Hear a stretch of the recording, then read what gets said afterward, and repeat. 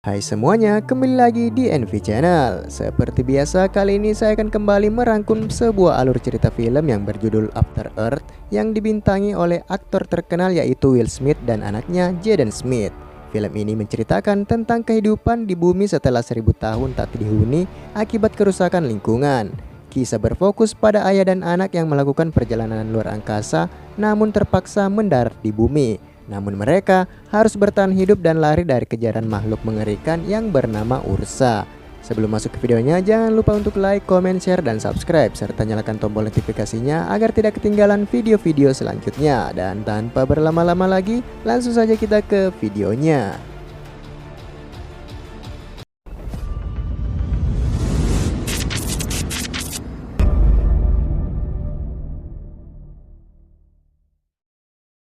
Awal film dimulai dengan memperlihatkan kehidupan bumi 1000 tahun yang lalu akibat terjadinya bencana alam di mana-mana. Akibat dari ulah manusia itu sendiri, sehingga kini bumi tak layak huni.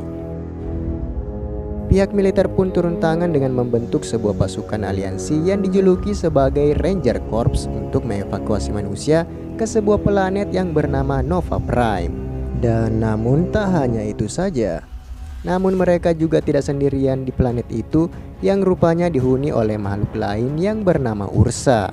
Makhluk itu tidak memiliki mata namun sangat peka dengan kehadiran manusia yang apabila merasa ketakutan, maka Ursa dapat mendeteksi rasa takut mereka melalui hormon feromon yang keluar pada saat manusia ketakutan, dan umat manusia kini berada di ambang kepunahan.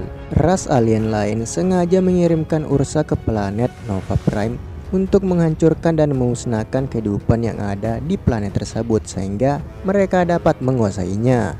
Namun saat itu komandan pasukan Ranger Corps yang bernama Shipper berhasil mempelajari bagaimana cara menghilangkan rasa takut yang ada di dalam dirinya sendiri. Shipper memimpin para Ranger untuk menghabisi para Ursa. Dia berjalan bagaikan hantu dan membuat dirinya menjadi tak terdeteksi oleh para Ursa, dan kemampuan itu dikenal sebagai ghosting. Kemampuan tersebut membuat para Ursa tak dapat mendeteksinya sehingga Shipper dapat dengan mudah mengalahkan para Ursa di planet tersebut. Kemudian scene berpindah ketika anak dari komandan Shipper yang bernama Kitai berusaha keras untuk menjadi seorang ranger, sama seperti ayahnya itu. Namun sekeras apapun usahanya berlatih, ia dinyatakan gagal setiap pelatihan perekrutan ranger-ranger baru.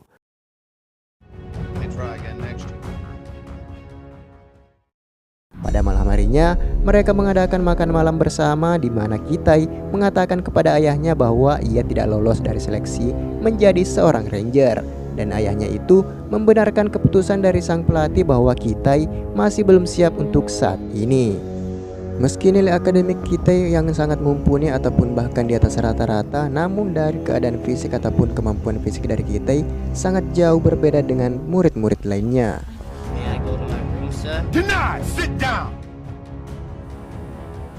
Setelah makan malam selesai, Shipper berbincang-bincang bersama dengan istrinya yang bernama Faya dan mengatakan bahwa besok ia akan melakukan misi pelatihan di sebuah planet, dan ketika pelatihan nanti telah berakhir, maka dirinya akan pensiun sehingga nantinya ia dapat berkumpul kembali dengan keluarganya yang dicintainya.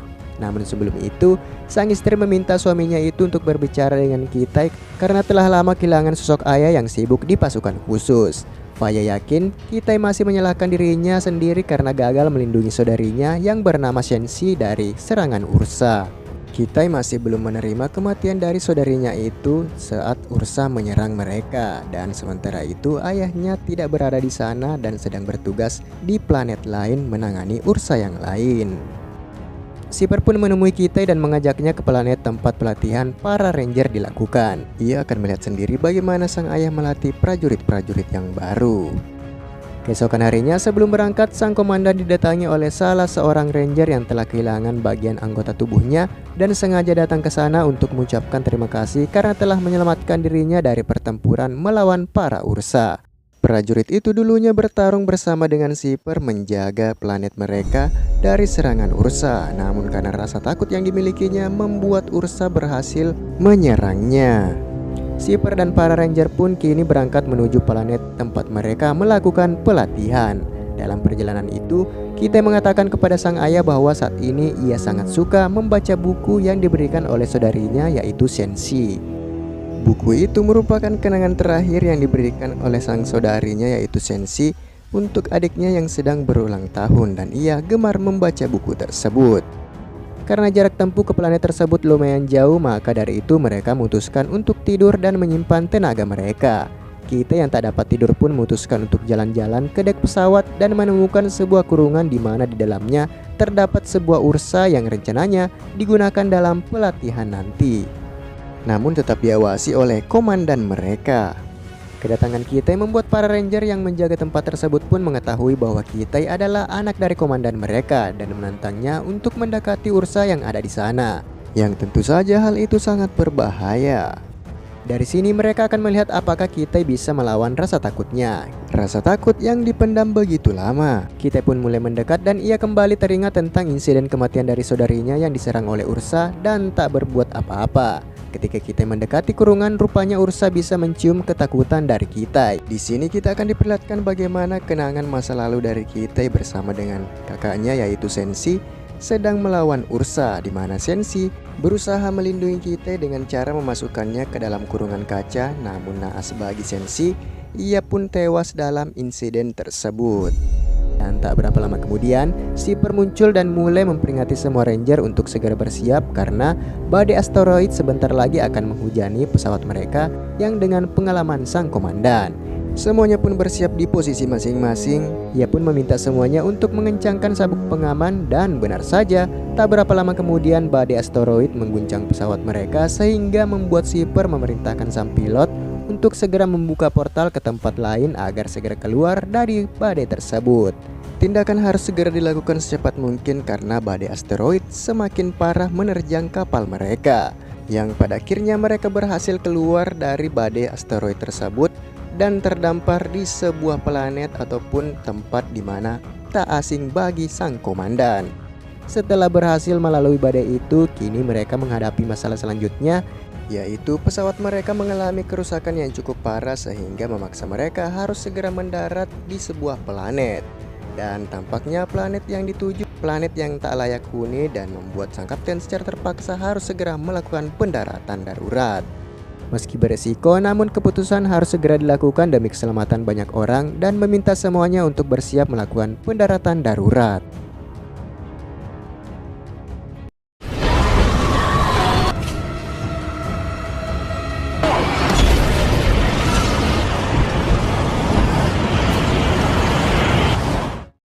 Kitai akhirnya sadar dan mendapati dirinya masih hidup, namun pasukan yang lainnya tak selamat. Pesawat yang mereka tumpangi terbelah menjadi dua dan memakan banyak korban. Pasukan-pasukan yang lainnya pun tak dapat selamat dari insiden itu. Di luar dugaan, Kitai berhasil menemukan sang ayah yang rupanya masih hidup. Shipper menanyakan keberadaan dari ursa yang mereka kurung, namun menurut Kitai, ursa yang berada di bagian ekor pesawat terpisah dengan mereka akibat insiden yang dialami. Shipper pun meminta Kitai untuk mengirimkan sinyal darurat, namun dikarenakan kerusakan parah membuat alat pelacak mati total. Dari hasil pemeriksaan, Shipper menemukan alat pencari sinyal ataupun pelacak sinyal di bagian ekor pesawat dan meminta Kitai untuk menemukan alat tersebut demi keselamatan mereka. Shipper memberikan anaknya itu 6 buah inhaler yang dapat digunakan untuk bernapas di tempat tersebut. Karena menurut data, tempat mereka terdampar merupakan tempat yang minim oksigen dan sangat-sangat tidak layak dihuni oleh manusia. Maka dari itu, sang ayah memberikan 6 buah inhaler untuk digunakan oleh Kitai bertahan hidup di luar sana sendirian. Selain itu, Shipper juga memantau posisi dari anaknya itu melalui kostum canggih yang dipakai oleh Kitai, sehingga apa yang dilihat oleh Kitai juga dapat dilihat oleh sang ayah di kapal itu. Serta sang ayah memberikan senjata miliknya yang memiliki banyak fungsi. Ia juga memperingati Kitai bahwa saat ini mereka berada di planet Bumi, di mana saat ini Bumi telah berbeda sejak 1000 tahun yang lalu. Diantaranya hewan-hewan serta makhluk hidup yang lainnya berada di sana telah berevolusi dan dapat membunuh manusia. Mendengar hal itu membuat Kitai sedikit merasa takut dengan apa yang ada di luar sana. Ia kembali teringat tentang masa lalunya di mana sang kakak terbunuh oleh ursa ketika berusaha menyelamatkan Kitai dari serangan ursa. Selain itu, untuk menenangkan Kitai, ia pun mengatakan bahwa kemungkinan besar ursa telah mati akibat insiden yang mereka alami dan kecil kemungkinan ursa masih hidup. Sang ayah yang kini terluka parah hanya dapat mengandalkan Kitay saat ini karena hanya dengan bantuannya mereka dapat segera mencari alat bantuan yang dapat dikirimkan segera ke markas pusat. Ia hanya perlu mencari alat sinyal darurat yang berada di ekor pesawat mereka. Kitay pun mulai keluar dari sana dan dengan bimbingan dari sang ayah, ia diminta untuk tetap tenang dan fokus agar dapat menekan rasa takutnya sendiri di luar sana. Kitay pun berjalan menyusuri tebing dan akhirnya melihat kehidupan lain di bumi yang telah lama ditinggalkan oleh manusia. Bumi yang dulunya tercemar kini terlihat begitu sangat hijau, bebas polusi dan dihuni oleh berbagai macam makhluk hidup di dalamnya. Sementara itu Shipper melepaskan beberapa drone pengintai untuk mengawasi Kitay sekaligus mencari tanda-tanda keberadaan dari Ursa. Dan ia juga akan tetap memantau Kitay serta mengarahkan Kitay harus ke arah mana ketika Kitay sedang tersesat di luar sana sendirian. Shipper memperingati Kitay mengenai kondisi bumi saat ini yang suhunya kadang berubah-ubah sehingga Kitay harus siap dengan segala kondisi apapun. Di dalam pesawat, Shipper memeriksa kondisi kakinya yang mengalami luka yang cukup parah dan menyebabkan tulang pahanya patah. Ia pun berniat untuk menggunakan obat penghilang rasa sakit, namun jika dilakukan, maka tidak menutup kemungkinan Shipper akan tertidur dan mengabaikan Kitay. Luka yang dialaminya itu membuatnya berhalusinasi dan mengingat saat ia masih bertugas dan menerima panggilan masuk dari anaknya yaitu Sensi yang menanyakan tentang planet bumi yang diceritakan begitu indah sebelum bumi ditinggalkan, dan sang ayah menceritakan bagaimana bumi yang ditinggalinya. Salah satu buku yang dibaca oleh Sensi membuatnya begitu tertarik dengan kehidupan di bumi, terutama dengan makhluk yang bernama ikan paus. Menurut sang ayah, ikan paus di bumi menjadi langka karena manusia melakukan pemburuan secara terus-menerus. Maka dari itu secara perlahan ikan paus pun punah dari bumi. Sementara itu Kitay memasuki hutan, mendadak terkejut mengetahui pakaian yang digunakannya itu berubah menjadi hitam yang dilengkapi dengan sensor gerak dan berfungsi untuk mendeteksi segala bentuk kehidupan. Dan pakaian yang digunakan oleh Kitay dapat berubah dan menyesuaikan warna ketika berada di tempat yang memiliki suhu berbeda. Sensor pada pakaian yang digunakan olehnya dilengkapi dengan peralatan medis ketika penggunanya sedang terluka parah. Tak berapa lama kemudian, seekor babun mendekatinya dan membuat Kitay panik serta melemparinya dengan batu sehingga membuat babun itu pun memanggil kawanannya untuk menyerang Kitay. Kitay yang masih minim pengalaman pun mencoba untuk melawan dan mengusir para sekawanan babun tersebut. Karena tak memiliki jalan lain, akhirnya Shipper meminta Kitay untuk segera berlari ke arah sungai agar dapat lolos dari kejaran para babun. Dengan minimnya cara bertarung dan pengetahuan tentang alam sekitar tentu saja membuat siapa saja tidak dapat bertahan di tempat yang baru ia ketahui. Merasa telah berlari cukup jauh membuat Shipper meminta Kitay untuk memeriksa kondisi tubuhnya dikarenakan biometri dari tubuh Kitay menunjukkan perubahan drastis dan menduga tubuh Kitay sedang terluka dan terinfeksi sesuatu. Dan benar saja, Kitay tersengat parasit yang berada di dalam sungai tadi dan membuat tubuhnya terinfeksi racun. Shipper meminta Kitay untuk segera mungkin menyuntikkan anti racun yang berada di dalam perlengkapannya. Sambil menahan rasa sakit dan kelumpuhan, Kitay pun sempat tak sadarkan diri untuk beberapa saat.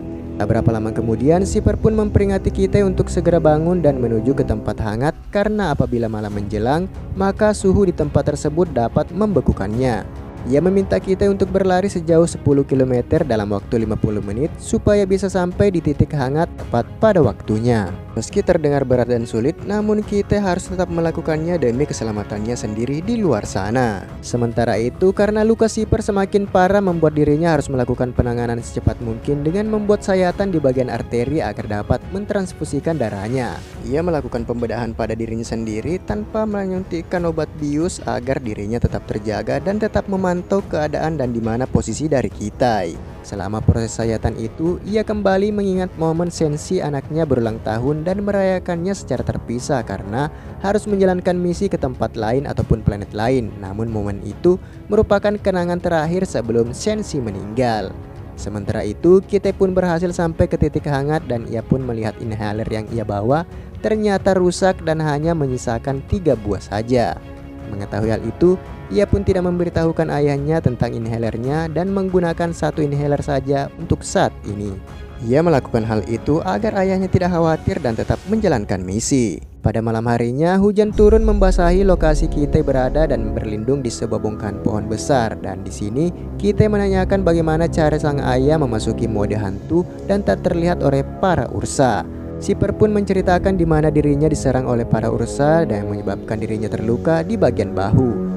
Dalam keadaan sekarat, Sipper pun terjatuh ke dalam sungai sebelum akhirnya ia mengetahui jika ajal sebentar lagi akan menjemputnya, sehingga saat itu juga ia tidak memiliki rasa takut dan menyimpulkan bahwa ketakutan itu benar-benar tidak ada dan hanya merupakan bagian dari hayalan yang menyebabkan seseorang menjadi takut akan sesuatu yang belum tentu ada. Dari penjelasannya itu, ia berharap agar kita menghilangkan rasa takut yang ada di dalam dirinya. Singkat cerita, keesokan harinya kita pergi ke area air terjun yang bersamaan dengan itu Sipper menemukan puluhan bangkai hewan dan meminta kita untuk kembali menghitung jumlah inhaler miliknya. Sipper yakin bahwa kita sedang menyembunyikan sesuatu. Di sini akhirnya Sipper mengetahui bahwa inhalernya hanya tersisa 2 buah dan untuk mencapai tujuan kita setidaknya harus mempunyai 3 inhaler. Sipper pun meminta kita untuk kembali dan membatalkan misi tersebut, namun rupanya kita yang ingin membuktikan dirinya bersikeras agar misi itu tetap dilanjutkan. Ia kembali menyalahkan dirinya mengenai sang kakak yang tewas akibat dirinya yang begitu takut saat itu ketika Ursa menyerang, dan semenjak saat itu kita berpikir bahwa apa yang menimpa sang kakak adalah salahnya serta sang ayah yang tidak ada di sana saat kejadian terjadi. Di saat kejadian Ursa menyerang Senshi, ia mencoba untuk keluar menyelamatkannya, namun justru Senshi melarang kita untuk tidak keluar dari tempat persembunyiannya. Di saat itu, kita sangat merasa takut dan tak bisa berbuat apapun serta menyaksikan Senshi tewas di hadapannya. Sejak saat itu, kita pun masuk ke akademi dengan tujuan agar kehilangan rasa takut yang dimiliki di dalam dirinya akibat trauma yang dimiliki. Ia pun tidak ingin disebut sebagai pengecut, akhirnya memberanikan diri dan melompat ke air terjun agar menghemat waktu tempuh menuju lokasi ekor pesawat. Pakaiannya yang dilengkapi dengan sayap seperti tupai pun terbang, namun tanpa diduga-duga seekor burung raksasa mengikuti kita dan mencoba untuk menangkapnya. Ia pun berusaha untuk meloloskan diri dengan cara memasuki air terjun agar sang burung raksasa tak dapat mengikutinya dan tetap melanjutkan perjalanannya menuju ekor pesawat. Kita mencoba untuk menghindarinya, namun pada akhirnya juga ia pun tertangkap. Singkatnya, kita pun dibawa ke sarang milik sang burung raksasa dan mendapati beberapa anak burung beserta beberapa singa yang mencoba untuk memangsanya beserta dengan anak-anak burung tersebut. Kita yang tidak ingin berakhir di tempat itu pun melakukan perlawanan agar tidak berakhir di tempat tersebut dengan singa-singa yang ada. Sang induk burung itu pun tak tinggal diam dan juga mengusir para singa-singa yang mencoba untuk memangsa anak-anaknya. Beberapa singa pun berhasil menerobos masuk, tetapi kita berhasil menghalaunya. Banyaknya singa yang berdatangan membuat kita harus bertindak secepat mungkin dan berhasil membuat para singa meninggalkan sarang tersebut. Beberapa saat kemudian, kita pun turun dari atas pohon dan melihat si burung raksasa bersedih melihat kematian anak-anaknya. Dan setelah itu, kita juga mengetahui kalau alat komunikasi mereka rusak, serta kini kita menggunakan inhaler terakhirnya dan sesegera mungkin meninggalkan tempat tersebut agar dia tidak menjadi mangsa bagi hewan buas lainnya. Dan ia pun melanjutkan perjalanan menggunakan raket yang telah ia buat untuk menyusuri sungai dan menghemat waktu perjalanan. Ia pun beristirahat sejenak dan tertidur, di mana ia bermimpi tentang Senshi kakaknya, tetapi di mimpinya itu Kitai mengatakan bahwa sebenarnya saat kejadian itu ia ingin keluar untuk menyelamatkan Senshi. Namun Senshi mengatakan bahwa tindakan Kitai sudah benar dengan tetap berada di dalam pelindung kaca. Tak berapa lama kemudian, Kitai pun terbangun dan ia menyadari jika suhu di sekitarnya telah turun drastis dan dengan sekuat tenaga ia berjalan menuju titik hangat. Tetapi di luar dugaan, ia kehilangan tenaga dan jatuh pingsan. Suhu yang begitu ekstrim membuat tumbuhan ataupun tanaman yang berada di sekitar Kitai membeku. Begitu juga dengan Kitai yang ikut membeku. Pada saat salju sudah menutupi sekujur tubuhnya, tiba-tiba sesuatu tampak menarik tubuh Kitai dan membawanya ke area titik hangat. Singkatnya, kita pun tersadar dan melihat si burung raksasa terbaring lemas yang rupanya menyelamatkan kita dari suhu ekstrim dan berterima kasih kepada burung raksasa itu yang sebentar lagi akan segera mati. Sang burung raksasa rupanya mengikuti kita karena ingin berbalas budi akibat kita yang berusaha menolong anak-anaknya. Singkat cerita, kita pun telah sampai di lokasi ekor pesawat mereka terjatuh bersamaan dengan efek inhalernya yang telah habis. Untungnya di sekitar puing-puing pesawat masih ada inhaler cadangan dan juga beberapa peralatan yang biasanya digunakan di dalam pesawat. Kita juga memeriksa beberapa peralatan-peralatan yang dapat ia gunakan dalam perjalanan ketika nantinya ia akan menyelamatkan sang ayah. Namun hal yang paling ditakutkan pun terjadi di mana saat kita memeriksa kurungan Ursa, ia tidak menemukan mayat dari Ursa dan bisa dipastikan jika Ursa berada di sekitar tempat tersebut. Ia pun juga berusaha menghubungi ayahnya, namun karena medan magnet berkekuatan tinggi mengganggu komunikasi mereka sehingga kita tak dapat menerima arahan dari ayahnya itu. Selain itu, kita juga mencoba untuk menyalakan sinyal darurat, namun tak dapat berfungsi. Kita pun dibuat frustasi dengan situasi yang ada dan akhirnya mencoba untuk menenangkan dirinya dan fokus dengan tujuannya, yaitu akan menuju ke tempat yang lebih tinggi di puncak gunung untuk mengaktifkan sinyal darurat tersebut. Kita pun memulai perjalanannya, namun ia kembali dikejutkan dengan mayat ranger yang berada di atas pohon.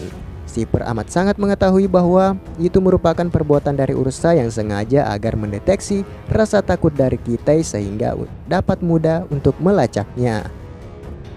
Kita yang panik pun berlari secepat mungkin menuju kaki gunung yang ternyata di sana juga telah ditunggu oleh Ursa. Namun kita belum menyadari hal itu.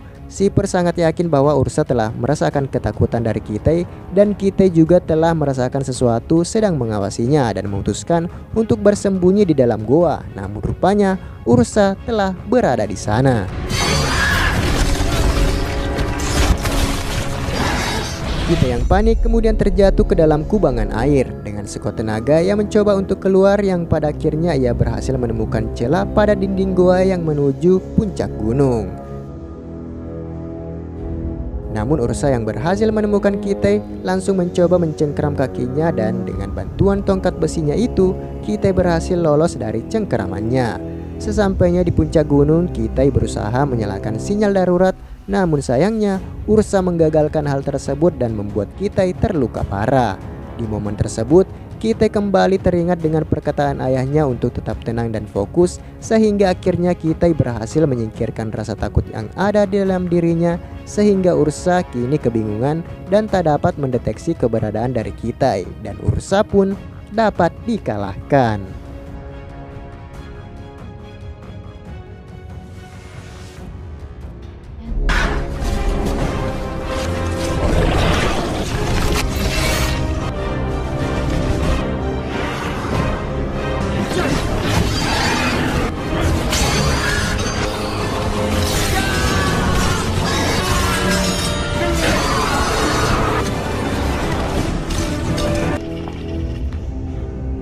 Setelah mengalahkan Ursa, akhirnya kita dapat mengaktifkan sinyal darurat yang langsung direspon oleh markas pusat dan segera mengirimkan bara bantuan agar menyelamatkan mereka. Sang ayah sangat bangga dengan keberanian dari kita yang berhasil mengalahkan Ursa sekaligus menyelamatkannya. Dan seperti biasa, film pun selesai. Pesan yang bisa kita ambil dari film ini adalah rasa takut terhadap sesuatu yang belum tentu ada dapat menjadi penghalang bagi kita untuk melangkah. Maka dari itu, cobalah untuk fokus dan tetap tenang dalam menghadapi situasi apapun, karena dengan pikiran yang jernih, sedikit banyaknya akan membantu dalam menghadapi ketakutan dan permasalahan yang ada. Dan sampai jumpa di alur cerita film selanjutnya. Adios.